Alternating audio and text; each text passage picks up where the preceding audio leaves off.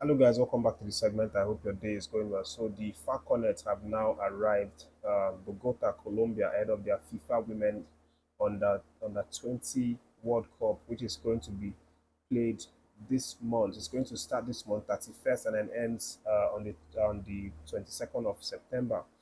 And it's going to be hosted by Colombia. So these girls have now traveled for this competition, and we've been dwelling too much about Nigerian Super Eagles that we obviously forgot that these girls are preparing for this really important event, to represent the country.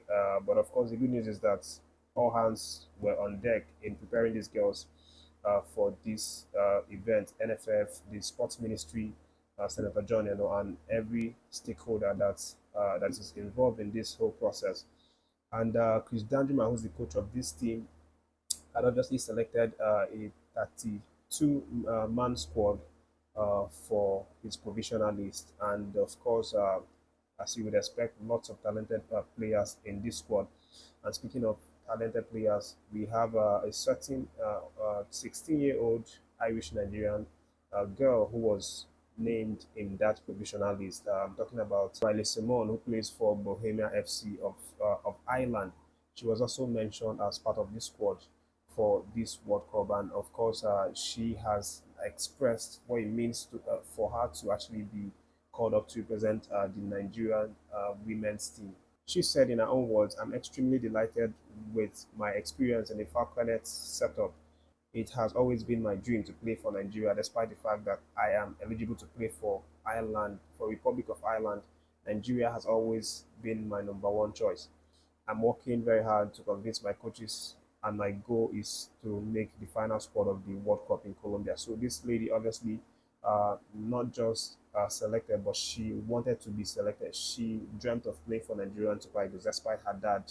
Her dad is actually an Irishman, and then her mom is a Nigerian woman. But she always wants to represent the country. And you need to see this lady. She's very talented, and she is definitely someone that personally I would want to see in this, in this World Cup. But again, moving away from that one, Coach Chris Dandema has obviously talked about their preparation ahead of this World Cup games, and he's very optimistic, to be honest. And of course, he talks about the conversation that he had with the sports minister, Senator John, and the mandate that the minister has given him. This competition on a 20 category for women's team is a competition that we've always held our ground, when we go for it. Like it's something that we always do well in. For example, in the year 2010, we were the runners up. We actually went to the finals and then took second.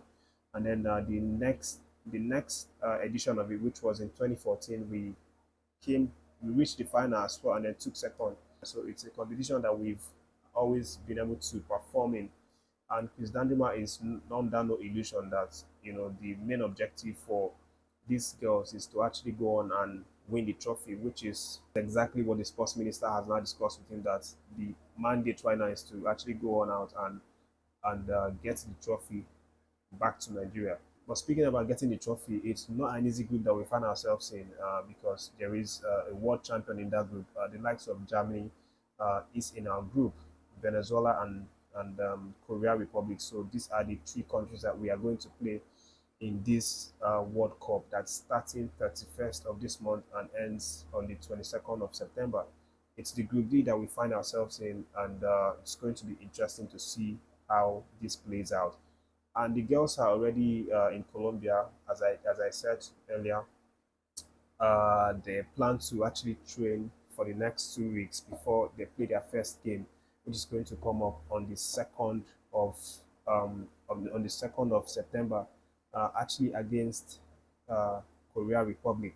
So the plan now, the directive now for Coach Danjuma is to train for 2 weeks and then play two test matches that is going to be, according to the report, against the likes of Australia and Mexico, Mexico, before they get themselves up to speed and then play their first game in the group games.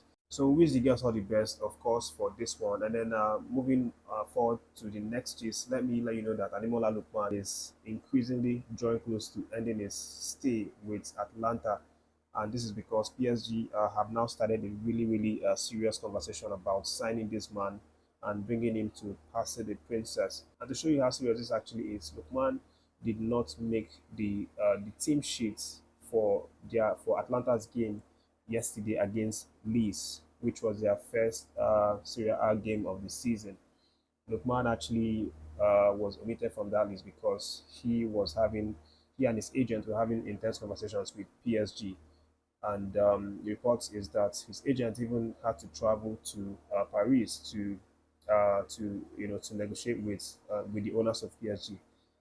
And from the look of things, according to the latest report on this front, Lookman and his representative have reached a sort of personal agreement with PSG regarding his financial demand, salary, and everything. And it's now remaining for PSG to agree terms with Atlanta. And when this happens, you know what it means. It means that Lookman is going to PSG for this season. But again, it's very simple. Atlanta are asking for 55 million pounds for Ademola Lookman, and if PSG are really serious about buying this man, they are going to have to pay up to this amount for Atlanta to let go of their most valuable assets. He is no doubt the most valuable asset in Atlanta. So that's what's currently happening right now. Lookman almost certain to leave PSG. But again, let's move on to the next gist and let you know that OGC News actually did something that made me very happy because they celebrated or they honored one of our own, Moffi, who has been out for up to like 2 3 weeks now uh, uh, due to the fact that he ruptured his ACL. If you recall one of the previous videos 3 weeks ago, I did cover that Terry Murphy ruptured his ACL during their preseason. He actually just got back into preseason and bang, the next thing he ruptured his ACL. And you know the thing with ACL, it's one of the deadliest injury footballers face. You know, it's an injury that is really severe. It takes up to 8 months to completely heal. So that's what Terry Murphy is passing through right now. A really agonizing, unpleasant time. But OGC needs actually played a game over the weekend against Auxerre, and sadly enough, they lost that game 1 goal to 2. Aside from Murphy, we had at least two of our Nigerian brothers who made appearance in this match, and then the likes of Victor Orakpo, who is a very talented young striker. He actually made his first professional debut for OGC Nice in this game. He came in as a sub in the 79 minutes of the match and then played for around 11 minutes or thereabouts. Had one shot on target, but the most important thing was he actually made his professional debut, and it's a win for this man. Of course, if you follow this man's start and see if you've seen his progress over the years, he's just 18 years old. He was playing for Federal University of Lokoja and then went on to that competition in Germany where he got the MVP uh, for that series, that they played. That was in 2022. And then he was signed by OGC Nice, and then, fast forward to today when he makes his professional debut. Congrats to the man. He is such a talented young striker, and he definitely has, a future with this club with the way that he plays. And then there's another Nigerian player that we had on display for that game. And fortunately, he's on the winning side, the likes of Gabriel Osho. Of course, we know him. If you follow the channel, you know that, we talked about the fact that he was called up one time, after he transferred his allegiance from playing for England to Nigeria, and then he got called up, but he had injury just a few days uh, before he actually made that appearance. But the good news is Gabriel Shaw is back on his feet and he has started playing games. He actually helped Auxiliary beat Nice 2 goals to 1. Played for 90 minutes, had 45 accurate passes, one foul committed.